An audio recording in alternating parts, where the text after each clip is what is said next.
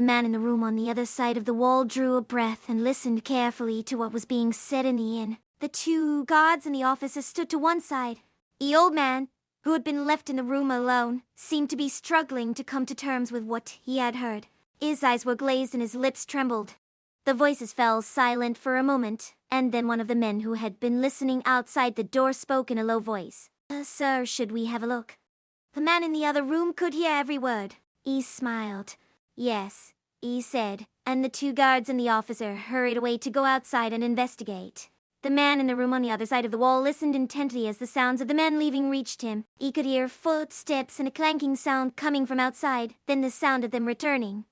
The footsteps were quiet. The men walked back into the inn with a puzzled air, then went to the room next door. The old man in that room was lying on his bed, his eyes closed and his lips moving in prayer. The men in the room on the other side of the wall heard the officer say, "Did you see anything?" "No, sir. I couldn't see a thing." "Are you sure it wasn't a freak wave?" "No, sir. I'm sure it was a ship." Well, we can't do anything about it tonight. We'll have a look first thing in the morning. Get some sleep." The man on the other side of the wall heard the men return to their own rooms. Then he heard them talking quietly. He was sure now that he had made the right choice in coming here. If the captain's suspicions were aroused, it would be easy for him to find out what he had been up to. He heard the men turn off their light. After a while, he heard one of them yawn. The two of them were probably planning to get up early. There were no further noises from them. Now there was only the sound of the waves. The man on the other side of the wall went back to bed, but he could not sleep. His mind was in a turmoil. He could not shake the feeling that there was something he was meant to do.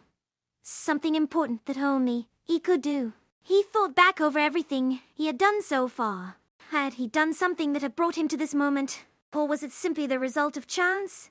It had been so long since he had felt any excitement or any desire to do anything at all. He was no longer certain. It had been a long time since he had known what his duty was, but he was sure that he would know soon enough. He could sense it coming to him out of the darkness of the night.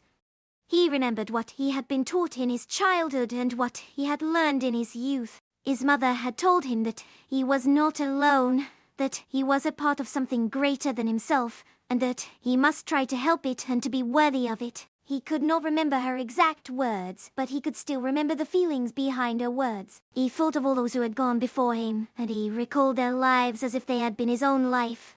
He recalled his father, who had once been a samurai, and his grandfather, who had been a warrior. He thought of his own days as a young soldier when he had been full of dreams and ideals. He thought of his comrades, who had died at their posts, and of his enemies, who had been killed in battle. He thought of their courage and their strength and of their wisdom. He felt pride in them as a part of him, and he knew that he would be able to live up to them. He had to do so for himself and for them.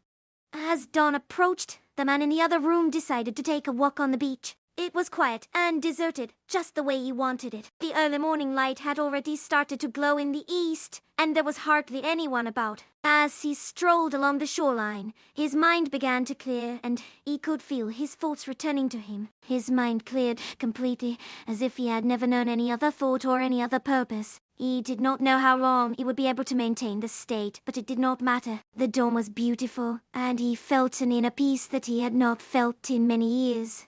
After an hour or so, he sat down on the sand and began to think about what he should do next. He decided to wait until the sun was higher in the sky before going back to his room. The sun rose slowly over the sea. It was hot already, and it was going to get hotter as the day progressed. The man on the beach felt himself getting hotter too, but he did not mind. The sun was warm on his face and arms.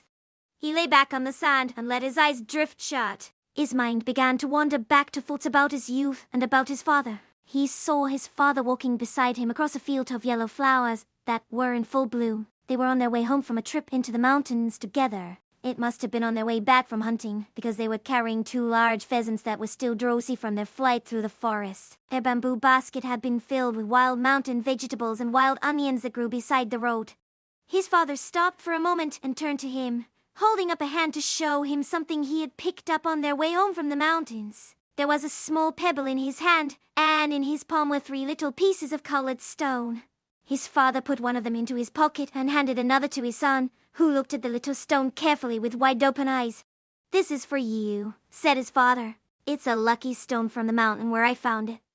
The boy took it from his father and examined it closely. There were 3 small pieces of stone arranged in a row, each a slightly different color: blue, green and red. How strange, he thought to himself, 3 colors. He was still looking at the stone when he felt something tickling his fingers. He looked up at his father with a smile on his face. His father was smiling too. "Where are you going?" asked his father, taking him by the hand. "Just around. Stay with me a while. I've got something to tell you." "What?" "You can be a samurai when you grow up." The boy's heart pounded with excitement. He wanted to say something back to his father, but he did not know what to say. His father seemed to understand and to read his thoughts. He said nothing for a while, then turned back to him again and said, "That's not all. There's something else I've got to tell you." "What?" "When I was a young man," his father said, "I used to have dreams."